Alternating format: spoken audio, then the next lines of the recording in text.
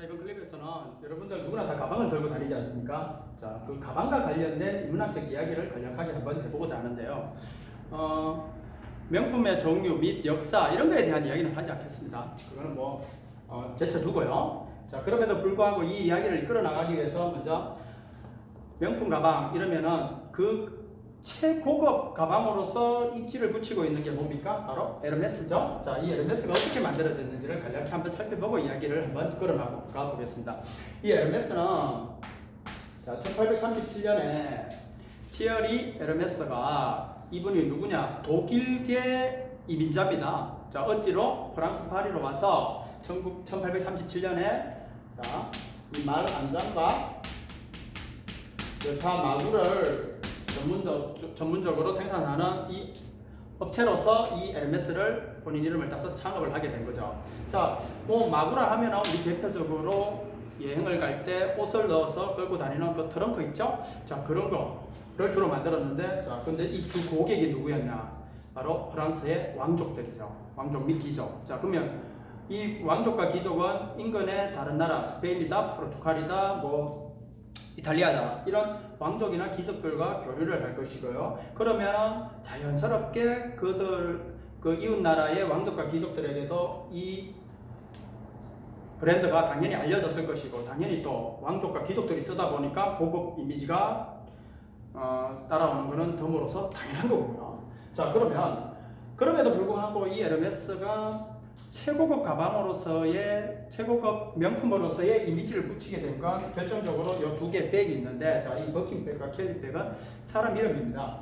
자, 이 버킨백과 캘리백은 기본 수천만 원을 하고요. 심지어 10만 달러, 즉 1억이 넘어가죠. 그러면 이거는 단지 들고 다니기 위한 이 가방으로서의 단일 패션 가방이 아니라, 패션을 목적으로 한 그런 가방이 아니라 소장 가치 및 투자 가치가 있다는 거. 자, 그러면 이 버킨백은 어떤 거냐? 자, 1981년에 그때 당시 에르메스의 대표였던 누구?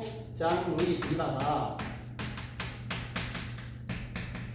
파리에서 런던으로 가는 비행기 안에 이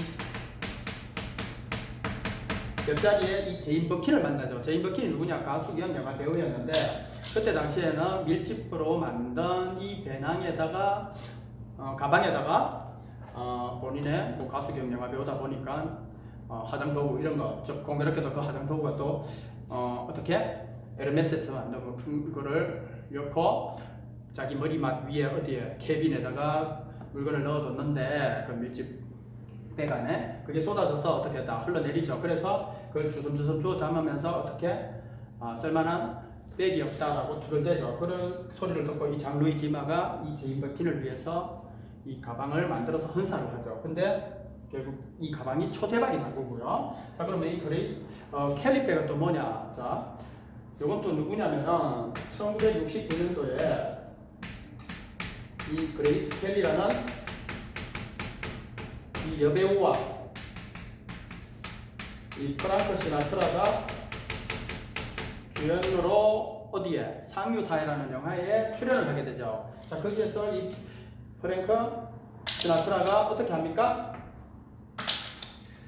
그레이스 켈리에게 $2를 선물로 주죠. 자, 그때 당시만 해도 벌써 아마 $2가 행운의 징표로서의 의미가 있었는데, 이 둘 사이의 관계에 의해서 이 $는 행운의 징표로서의 더 확고한 의미를 갖게 되는데, 왜 그러냐? 이 프랭크 시나트라가 $2를 선물을 해주고, 그레이스 켈리가 실제로 그 영화가 끝나고 어떻게 모나코라는 나라의 왕비로 책봉이 되지 않습니까? 자, 그래서 이 $2가 이 확고한 행운의 징표로서의 의미를 또 붙이게 되는데, 자, 참고로 $2는 여러분들 1774년에 미국은 영국에서 독립을 해보겠노라 라고 독립전쟁을 하죠. 그리고 실제로 2년 뒤 1776년에 7월 4일날 독립선언을 해버리지 않습니까? 자, 그래서 1779년에 최초로 $2를 자, 행운의 징표로서, 자, 그들의 미국의 그 달러를 한번 보시면요, 그게 뭐라고 적혀 있냐면 In God we trust,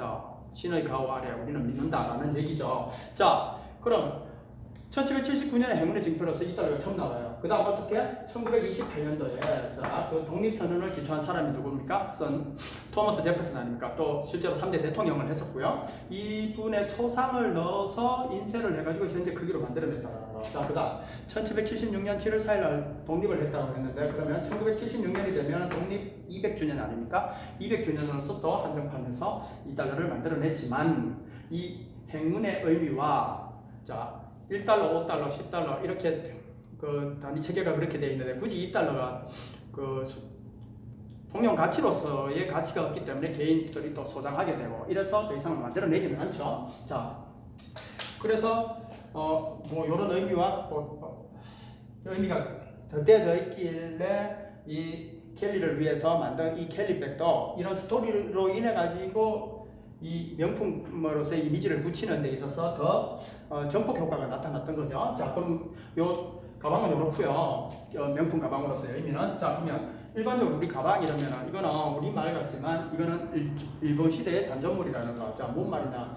자, 일본의 일본어 그 문물을 개방한 시대를 뭐라고 합니까? 메이지 유신 시대라고 하지 않습니까? 그때 당시 자 네덜란드의 이 동인도 회사의 이 상인들이 일본어로 교역을 하러 와서 어떻게 그 가방 안에 간단한 뭐 필기도구다 또는 뭐 상거래를 위한 전표든 이런 걸 넣어 다닐 거 아닙니까? 자, 그게가 뭐였냐 그러면 그걸 네덜란드어로 카바스라고 했죠. 그걸 일본 사람들이 가방이라고 읽고 표기를 했고 일제시대에 이 말 자체가 이렇게 전달되었다는 거죠. 자, 그러면 이 가방이 어떤 용도로 쓰이느냐에 따라서 이렇게 뭐 배낭이다 또는 뭐 우리는 뭐라고 합니까? 또 개나리 본체, 목다리 이런 말도 하지 않습니까? 자, 그러면 이 배낭은 뭐 또 대표적으로 우리가 알고 있는 용어가 뭐가 있습니까? 백, 정리에 지는 백팩이라고 하죠. 또 그리고 우리 럭색이라는 말을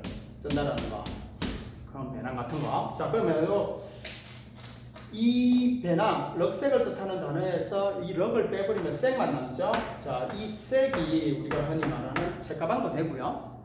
북백이라고 하는 책가방도 되고 일반 뭐 마대자루 한 포대 할 때 포대 이런 것도 되죠. 자, 그러면 이게 왜 해고라는 말과 직결이 되어 있을까요? 연결이 되어 있을까요? 자, 여러분들 이 49ers라는 말을 들어보셨을 텐데 자, 이게 뭔 말입니까? 1849년도에 미국의 이 캘리포니아 쪽으로 건강을 찾아 모여든 사람들을 지칭하던 말 아닙니까? 자, 건강을 찾으러 와요. 건강을 찾으러 오는데 그때 당시에 뭐 요즘과 같은 뭐 호텔이 있고 뭐 이런 게 없지 않습니까? 거의 뭐 노숙을 해야 될 판에 그러면 어떻게 해? 이 간단한 가방 안에 과자도구, 세면도구 이런 거를 막 넣어가지고 속옷 몇 가지 해서 왔다는 거죠. 그러면 어떻게 해? 이거를 잃어버리지 않기 위해서는 건강 저 지하로 들어가가지고 일을 할 때도 같이 들고 다녔던 모양이에요. 근데 어떻게 해? 정말 그 건강을 캐다가 금덩어리를 하나 발견하면 어떻게 욕심이 생길 거 아닙니까? 그래서 이 가방 안에 몰래 넣어서 나오다가 이 채굴 회사에서 보면은 이게 기본적으로 자료가 있기 때문에 하루에 일정 양이 나와야 되는데 모자라고 이러니까 어떻게 돼요? 아하, 이 색을 열어가지고 소지품 검사를 해봤던 거죠. 그랬더니 어떻게 돼요? 금덩어리를 몰래 들고 나가려고 시도했던 사람들이 있다는 거죠. 그러면 어떻게 해요?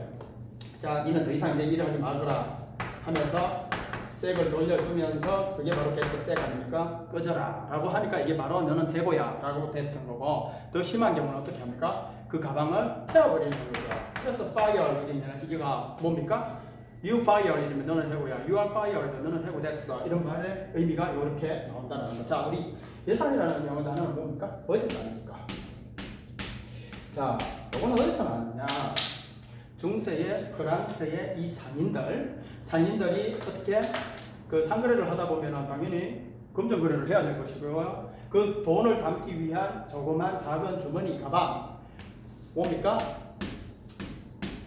게트라고 하죠. 여기에서 나온 말이 바로 버짓. 왜? 여기에 당연히 상거래의 결과로서 생긴 이 금전을 넣어 다녔으니까. 자, 그러면 우리 돈가방 말 그대로 지갑 대표적으로 우리 뭐 중고등학교 때 빡세게 외웠던 건 뭐가 있습니까? wallet, 뭐 purse 이래가지고 뭐 크기의 차이가 있고 뭐 막 그러는데 모르겠습니다. 영양사전 기준에서는 이게 보면은 뭐 크게 뭐 부분은 없는 것 같은데 뭐 자그만 손지갑 wallet 좀 큰 거 우리 여성들이 들고 다니는 그 간단한 도구 같은 것도 이어 다니는 이 화장 도구 이런 것도 이어 다니는 큰 가방은 펄스라고 하는데 그 뭐 구분 없이 쓰인다는 거. 자, 그러면 우리 이 가방의 의미로서 우리 몸에 달려 있는 우리가 몸에 착용하는 옷에 달려 있는 가방이 뭡니까? 바로 주머니 아닙니까? 이 주머니는 정확히는 어디서 나왔느냐? 호주머니죠. 자, 여러분들 뭐 호떡이라는 말 들어보셨을 것이고요. 이게 자, 이 호자가 어디 무슨 말이냐? 오랑캐 호자죠. 자, 오랑캐. 우리나라 입장에서 정확히 보면은 원나라, 자, 몽골 사람들. 이 사람들이 유목 생활을 하다 보면 어떻게 약탈을 해야 되고, 자, 그러면은 말을 타고 약탈을 하는데 뭔가 그 무기라든가 간단한 거, 뭔가 필요한 거, 전쟁을 함에 있어서도 필요한 거, 이동 생활을 함에 있어서 필요한 거를 간단한 거를 몸속에 넣어둘 수 있는 공간을 만들어냈던 게 바로 그들이 만든 이 주머니 아닙니까? 그래서 이 호주머니가 오랑캐가 만든 주머니라는 뜻이고, 우리 원래 한복에 대한 자료를 찾아봐도요, 원래는 이 주머니가 없었답니다. 근데 이 원나라 이 사람들의 영향을 받아서 이 호주머니, 즉 주머니를 한복에 달았더니만 너무 편했던 거죠. 돈도 다닐 수도 있고, 뭐 이런 소지품도 넣어 다닐 수 있고 있지 않습니까? 그러면 이건 뭡니까? 호떡은 오랑캐들이 해먹었던 떡. 그래서 호떡이고요. 그리고 우리 뭐 또 한 개만 더 찾아보면 뭐 여러 가지가 있지만 우리가 연지곤지 바른다 할 때 그 연지곤지도 원나라 사람들이 이 전해준 거라는 거. 자, 그러면 우리 주머니 하면은 생각나는 영어 단어가 바퀴도 아닙니까? 자, 그러면 바퀴스에 넣어 다니는 돈은 뭘까요? 바퀴머니는. 그게 바로 용돈인 거죠. 용돈 이러면 우리 allowance 이런 말을 하지 않습니까? 자, 그러면 우리가 뭔 일을 하기 위해서 필요한 돈 중에 자, 용돈이야 뭐 가장 뭐 적은 액수의 돈이지만 우리 뭔 일을 하기 위한 가장 기본적인 돈을 뭐라고 합니까? 종잣돈이라고 하죠. 그게 바로 seed money가 되고요. 혹시나 배상 상황을 대비해서 따로 챙겨두는 돈을 뭐라 합니까? 비상금이라고 하죠. 그게 바로 세의 둥지를 네스트라고 하고 거기에 있는 네스트 에그는 찾으면은 우리가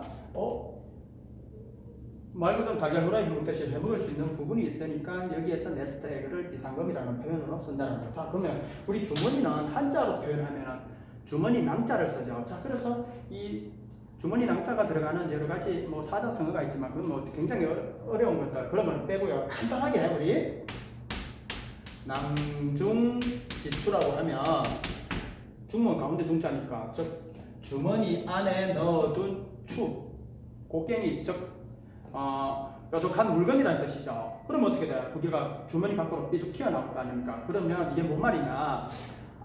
그 능력치가 뛰어난 사람은 아무리 숨기려고 해도 그 능력이 자연스럽게 드러난다라는 아주 능력치가 뛰어난 사람을 얘기할 때 낭중지추라고 하죠. 자, 그러면 낭중 취물은 뭘까요? 취하다라는 뜻이고 물건을 취한다는 뜻이니까 주머니 속에 있는 물건, 그러니까 내 거니까 아주 쉽게 뭔가를 얻는 물건, 이런 것을 바로 낭중지물이라고 하죠. 자, 우리 또 뭐 안 좋은 영어로 우리 뭐 가방 공부 많이 한 사람을 뭐 어떻게 표현합니까? 가방끈이 길다느니 짧다느니 이런 말을 하고 이 뭐 가방끈이 짧아서 뭐 이런 것도 어떤 일을 함에 있어서 잘못한 거나 못하는 것에 대한 변명거리도 되고 이러지 않습니까? 그러면 자, 그것까지는 좋다 이겁니다. 근데 이 가방끈의 길고 짧음으로 인해 가지고 어떻게 해요? 우리가 학벌이라는 게 만들어지죠. 자, 이 학벌이라는 영어 단어를 뭐라고 하느냐? academy college자 CLIQUE 클리크가 보당 파벌이거든요. 자, 그러면 이것도 학벌적인 학문의 이거 보당 파벌이니까 이게 학벌이 되는 거고요. exceptionalism 예수님부터 무슨 주의 아닙니까? 요것도 도당 파벌, 그래서 학벌.